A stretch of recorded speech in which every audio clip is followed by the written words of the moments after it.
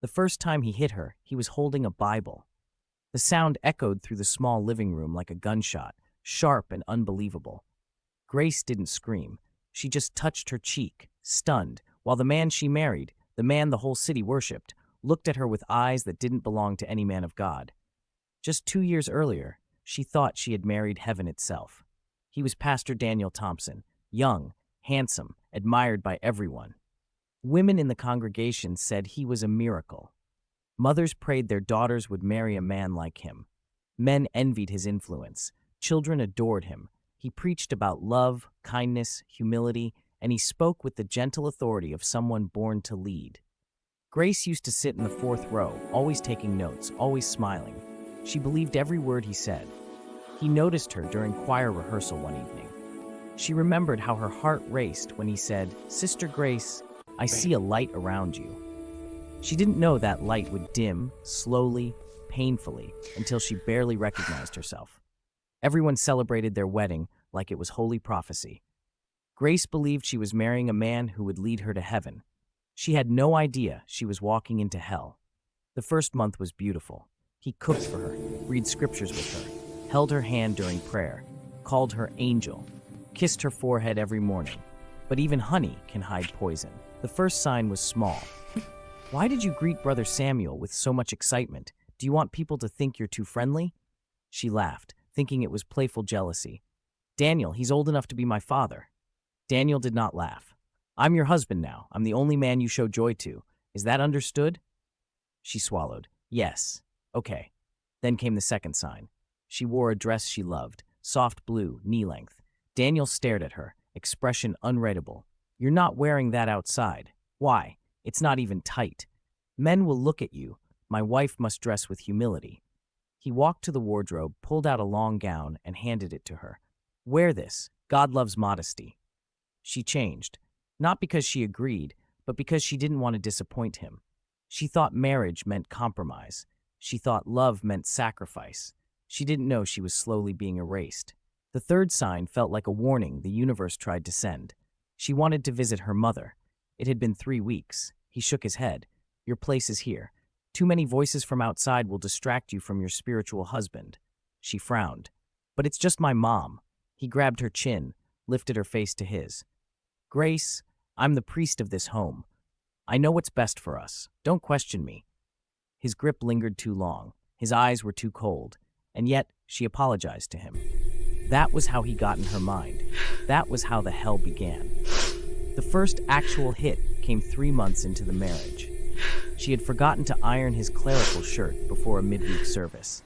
The iron had burned out earlier, but she didn't want to tell him because he had been stressed all week. So she waited to surprise him with a new shirt after work the next day. But that night, he stood in the middle of the room, staring at the wrinkled fabric like it was a sin. "Grace, what is this?" "I'm sorry." The iron spoke. Before she could finish, the Bible in his hand flew toward her cheek. Pain erupted. Her breath caught. The room spun. He didn't shout. He didn't curse. He just said, "A pastor's wife must not fail. We represent God." She should have run that night, but he cried. Just like that. He dropped to his knees, sobbing into his hands, apologizing over and over, holding her, kissing her, praying for forgiveness. "Grace, the devil provoked me. Don't leave me. You're my only peace." She held him while her cheek throbbed. Hell always disguises itself as heaven before showing its true face. The escalation came slowly, then all at once. He controlled her clothes, her phone, her friends, her family, her finances, her schedule, her social media, her voice, everything. He became more powerful in church, more adored, more celebrated, while she grew smaller, quieter, lonelier. Behind closed doors, he was a stranger with a temper that could burn the house down. Behind the pulpit, he was an angel dipped in gold. The duality broke her piece by piece. He slapped her for disrespecting his calling. He pushed her when he felt she wasn't submissive enough. He locked her in the bedroom for hours to pray for deliverance from rebellious thoughts. He made her kneel on salt during arguments. He withheld food when she failed to be a virtuous wife. And every time, he blamed the devil, or her, never himself. Grace lost weight, lost sleep, lost her spark, lost her confidence, lost the laughter people used to love. She learned how to breathe quietly so he wouldn't accuse her of sighing at him. She learned how to walk on her toes because footsteps set him off. She learned how to hide bruises under makeup and scarves. She learned how to smile in church while dying inside. Then came the night the marriage crossed from hell into something darker than hell. It was their second anniversary. He wanted everything perfect for the ministerial guests coming to celebrate with them. Grace cooked all day, 4 dishes, 2 desserts, 3 drinks. She cleaned every corner of the house until her back ached. The guests arrived. They praised him. They praised their marriage. They praised her. But the moment the door closed behind them, Daniel's face changed. "Why did you laugh so loudly when Pastor Isaac made that joke?" Grace turned, stunned. I didn't realize. You embarrassed me," he roared. She flinched. That made him angrier. "So now you're reacting? Are you tired of this marriage?" "No, Daniel, I'm just..." Before she finished, he grabbed her by the hair and dragged her across the living room. She screamed. He covered her mouth. "You will not shame me. You will not ruin my ministry. You will not forget who owns you." Something inside her snapped. Not her bones, her spirit. The woman who believed in him died that night. The woman who wanted to survive woke up. After he slept, Grace crawled to the bathroom, locked the door, curled up on the floor, and cried until dawn. At sunrise, she made a decision. She was leaving. She didn't care if the world called it divorce. She didn't care if the church condemned her. She didn't care if he called her a sinner, a Jezebel, a failure. She'd rather be a divorced woman than a dead one. The next day, while he was at a church meeting, Grace packed only what she could carry: documents, a few clothes, her mother's necklace, and her journal. She didn't leave a note. She didn't say goodbye. She ran. She ran like her life depended on it, because it did. She arrived at her mother's doorstep trembling. When her mother saw her daughter's bruises, her scream could have shattered the sky.